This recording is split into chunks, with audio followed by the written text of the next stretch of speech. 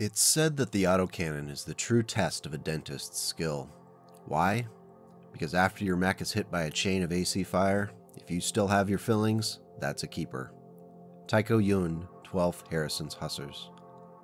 One of the most viscerally enjoyable weapons in the Mechwarrior series of games is the autocannon. These weapons have been portrayed in a variety of ways, in various sources, from single-shot weapons to producing a stream of rounds like a large-scale machine gun. Either way, or anywhere in between, there are many fans of the way the rounds smash against armor plate in games like Mechwarrior 5, Mechwarrior Online, and HBS Battletech.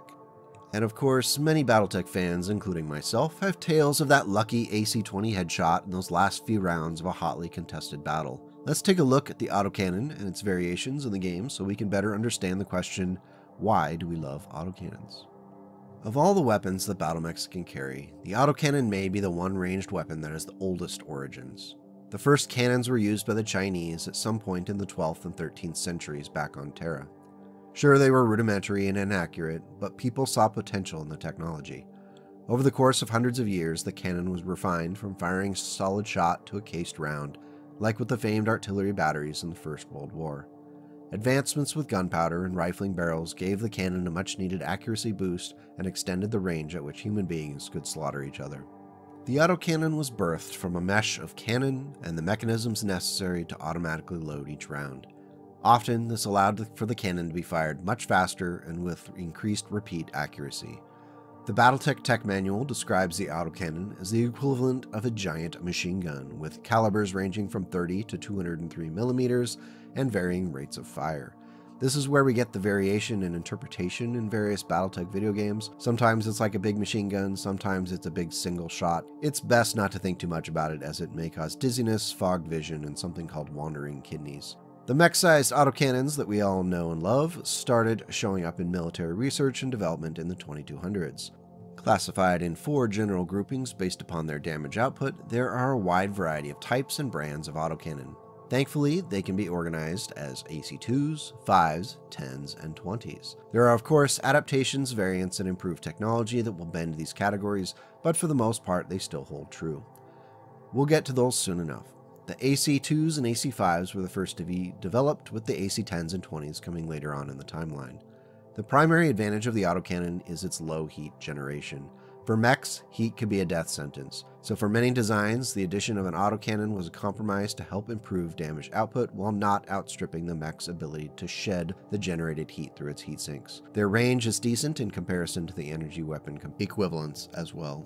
The drawbacks of the standard autocannons are size, mass, and damage in comparison to weapons like the medium laser and the PPC. The medium laser, the workhorse weapon of the early 31st century, weighs 1 ton, takes up 1 critical, does 5 damage, and generates 3 heat. The AC5 has an advantage in that it only generates 1 heat, and it has twice the range of the medium laser, which comes out at the cost of 8 tons, 4 critical locations on the mech. Adding a single ton of ammo, which can explode if hit, provides the AC5 20 shots, but that pushes up the cost of 1 AC5 on the mech to 9 tons and 5 critical slots filled. That's a very big investment on any mech for 5 damage. Ultimately, we see mechs like the iconic Marauder with its AC5 because it's the viable option for mechs that have serious issues with their heat management. We've covered the LBX range for autocannons in another video, so I will just very briefly mention that the LB-10X was a game changer for the houses of the Inner Sphere in the years just before the beginning of the clan invasion. Slightly lighter and less bulky, it improved the math for autocannons versus energy weapons, as well as offered Mechwarriors flexibility in firing solid AC-10 rounds or the shotgun effect rounds that make for satisfying sounds in those Mechwarrior games and HBS Battletech. Ultra autocannons were a Star League creation that doubled the rate of fire of a standard autocannon. This was done through a significant streamlining of the ammo feed and firing mechanisms. The UACs, as they are known, are very highly refined and tuned to the point that they could misfire or jam for any number of reasons, which made them a little less reliable than the standard counterparts. A slightly smaller drawback for the UACs is the specialty systems require only a standard ammo to use, no special stuff for you. Still, the prospect of putting out double the damage was too attractive to ignore, and both the clans in the Inner Sphere would eventually field UACs of all 4 categories by 3060. The Ultra ACs were so popular amongst the clans they completely stopped producing the standard autocannons for their military forces. In 3062, the new Avalon Institute of Science proved that no matter how fast you make a gunfire, there's always somebody trying to beat those numbers. The rotary autocannon, or RAC for short, uses multiple barrels to increase the number of rounds sent downfield towards the target. By as much as 3 times the rate of an ultra autocannon, the RAC's 2s and 5s can fire the equivalent of 6 times the rate of their standard autocannon versions. That means a rotary AC2 can potentially do 12 damage, and the RAC5 can do 30. That's an incredible improvement over the damage profiles of your standard AC2 and AC5. The drawback for the rotary autocannons include a shorter range, increased weight, and more critical slots filled. In addition, they can also only use the standard ammunition and have a possibility of jamming when fired. The likelihood of that jam increases with the number of shots you put out in a single turn.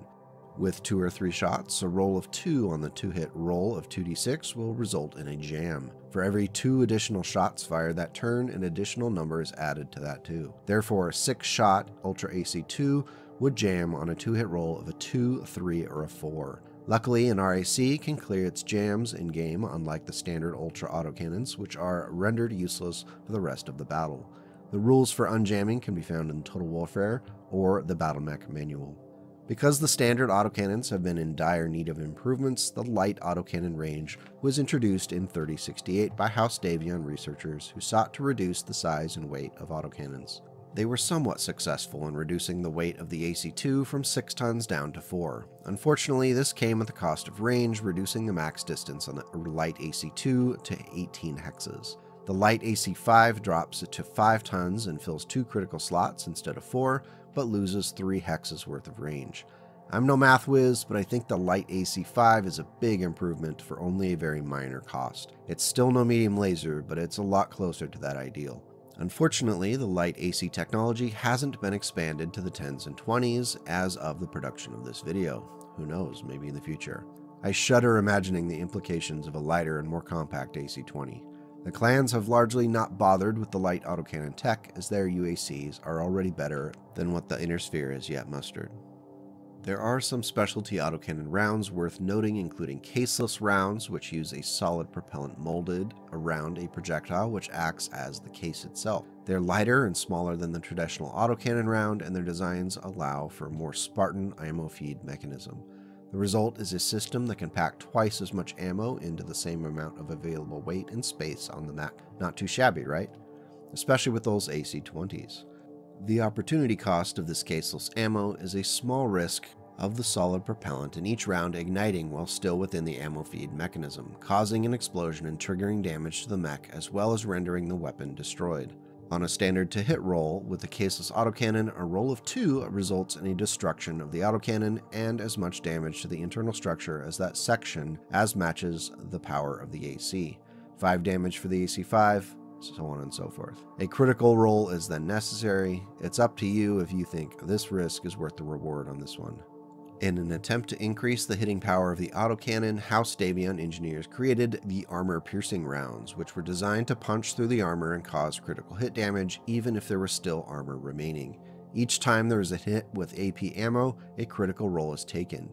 AP autocannon to hit rolls receive a +1 to their to hit modifier, as the larger weapon and heavier ammo make for tougher shots, reportedly. The ammo bins with AP ammo can also hold only half as much as they can in regular ammo.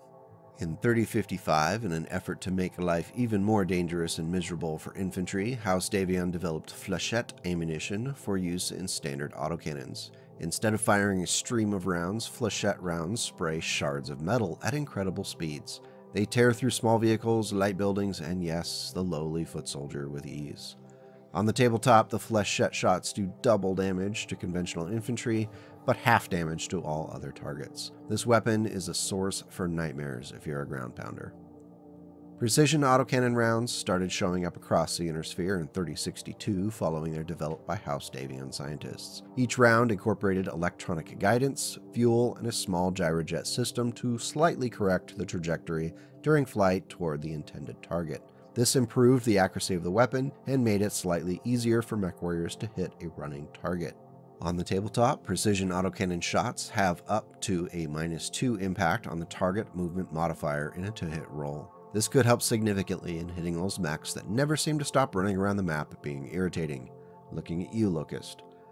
The downside of PA rounds is their mass, which takes up twice as much space in the ammo bin. With a coating of magnesium and including a warhead that has inferno gel inside, incendiary autocannon ammunition begins to burn as soon as it's fired and streaks across the sky toward its target. The burning round strikes and usually sets fire to whatever they're aimed at. This ammunition can be used against infantry and does an additional 2 damage to any attack. IA can also be used to quickly set fires in forest tiles and buildings at only a 5+ roll rather than the usual 9+.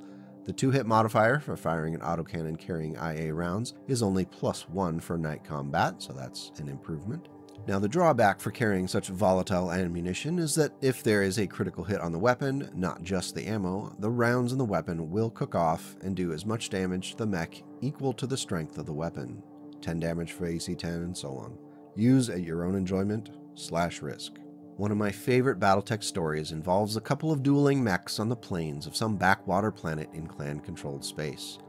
A Jade Falcon Mad Dog was stalking a certain Clan Wolf C configuration summoner that had already taken quite a bit of damage from earlier fighting. Ever confident, the Falcon Mad Dog stalked its prey, hoping to quickly wrap things up. It was being pretty careful about staying out of that Ultra AC 20 range, but due to a quirk of terrain, it had to step close in order to get off its next shot.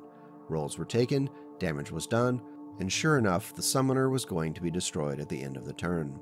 Unfortunately, at that same time, on a roll of an 11, the summoner hit with an Ultra AC 20. Both shots hit the center torso.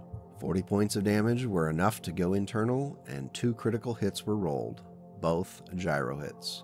The Mad Dog slumped forward, falling in the same turn as its prey. Both mechs are out of action. The hunter had just become the prey. The Noble Autocannon has a bit of a mixed reputation. Most tabletop players I've talked to about it share their concern with the fact that the autocannon really hasn't kept up with energy or missile weapon power creep. I share that concern, but will always have a soft spot for mechs that carry autocannons. From the Orion, Marauder, Atlas D, and others, it's shocking how many really iconic classic battle mechs carried at least one autocannon. I think this has to do with the times before double heat sinks were a thing, and that really boosted energy weapon viability. So to answer the question, why do we love autocannons? I'd say that they're a viscerally enjoyable weapon because they call on a memory of a much more primitive way of war, where the most advanced technology was to throw something at your enemy as hard as possible, and then later fired out of a cannon with gunpowder. The next time I build an Ebon Jaguar variant, I'm probably going to throw in a couple of UACs just to see what happens. Do you have a favorite autocannon-based mech that has defied the trend to go energy and missile? Has the flechette ammunition ruined a battle for you? Let me know in the comments below, and we can keep the conversation going. Thanks for watching today's video. I hope you enjoy these little trips down Battletech equipment lore lane as much as I enjoy piecing them together. If you want to support the channel, check out the Ko-Fi link in the video description. If you want to watch more, I'd recommend the Why We Love the LBX Autocannon video link above. As always, like and subscribe if you enjoy what I do. Take care, and go make the world a slightly better place today and tomorrow.